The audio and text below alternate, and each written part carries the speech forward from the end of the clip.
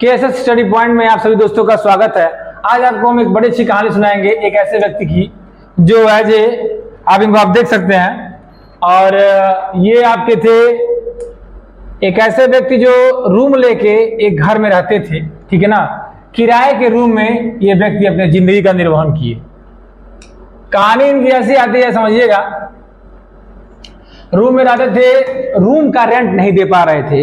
जब रूम का रेंट नहीं दे पा रहे थे, मकान मालिक ने उस बूढ़े व्यक्ति को घर से बाहर निकाल दिया। अब हुआ क्या कि जब लोग मकान मालिक को बार बार किराएदार से पैसा मांगता था, नहीं होता था, गांव के सभी इकट्ठा हो गए लोग, कॉलोनी के लोग, और कहा कि इस व्यक्ति को रूम से निकाल दिया। उसने कहा भाई किराया देता नहीं है, रहने के लिए सामान क्या था, एक बाल्टी था, मग था, 2-4 बिस्तर थे और बस यही सामान थे। बाहर निकाल दिया गया। फिर जब पूरे कॉलोनी के लोग इकट्ठा हुए, फिर इस व्यक्ति का सामान रख दिया गया। ठीक, उसके बाद वहीं से एक मीडिया कर्मी पत्रकार गुजर रहा था। पत्रकार गुजरा और जब देखता है तो एक फोटो लेता है कि अगर इस स्टोरी को डालेंगे तो हमारा पेपर चलेगा। और वहां पहुंचता है और फोटो लेके, अंदर के कमरे का फोटो लेके, मतलब 1000 रुपए तक का सामान उसमें नहीं होगा, कोई था नहीं, बेसहारा गया।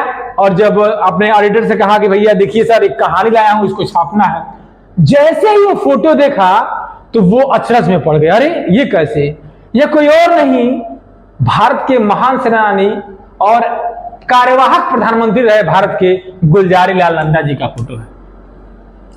ये ऐसे व्यक्ति हैं, जैसे ही जानकारी मिली पूरे वीआईपी सारे लोग पहुंच गए। और गुलजारी लाल नंदा जी की कहानी जब पेपर में छपी तो मीडिया से लेकर प्रधानमंत्री तक वहां पहुंच गया।